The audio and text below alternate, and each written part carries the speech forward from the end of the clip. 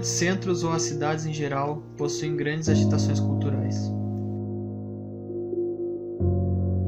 A todo momento vivenciam uma série de contínuas mudanças, desde política até em pequenas coisas banais do dia a dia. Aí que entra o patrimônio cultural.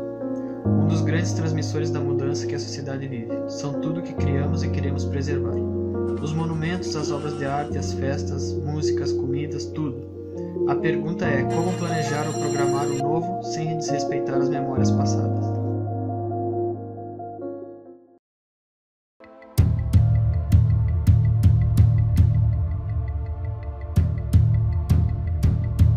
A museologia abrange a maior parte das qualidades não materiais do objeto ou do conjunto de patrimônio cultural.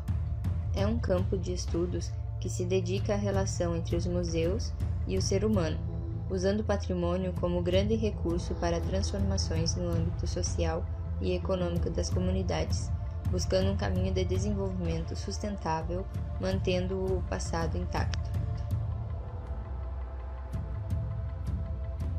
Os objetos, as obras de arte, os monumentos patrimoniais numa sociedade onde a difusão cultural e a estrutura não seja a história, tornam-se apenas simples pedaços de papel de um passado que não se relaciona mais com o presente. Existe o grande risco de ocorrer na sociedade moderna.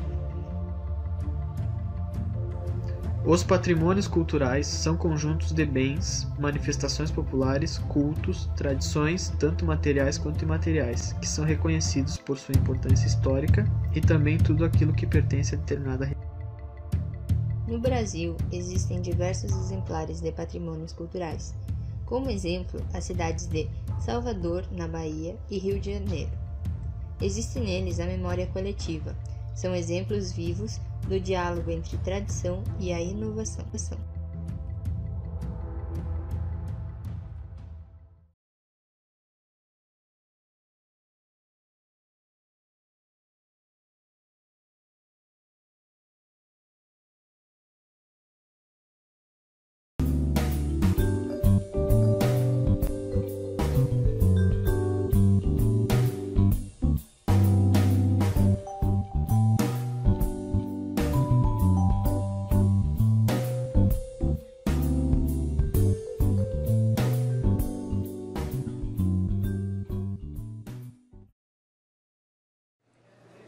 É lançar um olhar museológico sobre o patrimônio cultural, sobre o fazer cultural do ser humano e, além disso, colocar esse fazer cultural a serviço da sociedade e assumindo um compromisso social com a inclusão cultural e com o exercício da cidadania. Eu acho que a gente não pode simplesmente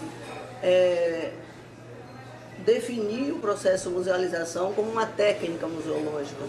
É um processo de preservação, de comunicação e de pesquisa, mas ele não pode ser esgotado na aplicação da técnica. Ele tem que ir além disso, ele tem que fazer com que esse trabalho leve à realização de uma nova prática social, com um olhar crítico sobre a sociedade e sobre o mundo, né?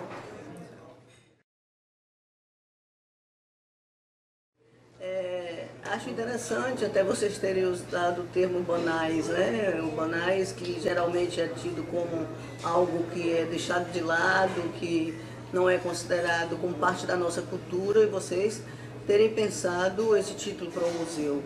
Acho extremamente importante esse foco nos objetos, entre aspas, banais, porque eles não têm nada de banais, né? Eles são parte da nossa cultura, do nosso patrimônio cultural. E qualificar esse cotidiano, essa dinâmica da vida como patrimônio cultural. Porque, em geral, as coleções, como vocês estão estudando museologia e sabem muito bem isso, as coleções elas têm sido resultado de determinados segmentos, de coletas de determinados, privilegiando determinados segmentos da sociedade, com enfoque no antigo, na antiguidade, no romântico, né, no de valor estético e econômico também. Tudo pode ser musealizado, o que não significa que tudo tenha que ser musealizado. Então eu acho que isso é a cara do museu de vocês. Vocês escolhem um foco nos objetos. Estes objetos eles têm um significado para os sujeitos sociais, e o trabalho de vocês eu entendo que seja no sentido de fazer com que atribuir o significado de cultura a este patrimônio, que não é esse, dar um outro, ressignificar esses objetos e fazendo com que esses sujeitos olhem para o seu cotidiano como cultura, como patrimônio cultural, aumentando a autoestima deles, melhorando a qualidade de vida, dando um novo sentido a esses objetos. Eles são a história de vida das pessoas, né? Eu acho que cada objeto ele traz toda uma interpretação e uma leitura do mundo, né, dos diversos contextos. E ele só tem também, é interessante a gente focar num aspecto que eu acho que para vocês também é muito importante no Museu das Coisas Banais, é que o objeto só tem sentido num determinado contexto, que é o contexto, né, que dá sentido a esses objetos. Então, a cadeira da casa de Dona Mariazinha não é a mesma cadeira de um restaurante, né? Então, é preciso que, e tenho certeza que vocês estão atuando com pesquisa, né, com o estudo dessas relações e da história de vida de cada pessoa dessa, porque esse objeto só tem sentido dentro dessa história de vida. Sim, eu acho que tem um papel fundamental, porque, primeiro, eu acho que em socializar o conhecimento, em fazer com que o museu seja entendido de uma forma, desmistificar, né, e trabalhar esse conceito de museu, que não é somente um local fechado entre quatro paredes e que tem uma coleção. O próprio objeto e a missão do museu de vocês está aí mostrando isso.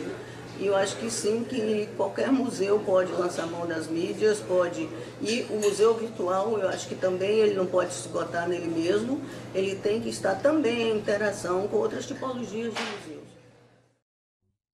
Eu só quero agradecer a vocês, desejar boa sorte e parabenizar vocês pela iniciativa de desenvolver esse processo museológico tão interessante, criativo, e que divulguem cada vez mais e que façam com que outros estudantes de museologia avancem também com projetos desse tipo e que não parem por aí, que continuem pensando museu e museologia.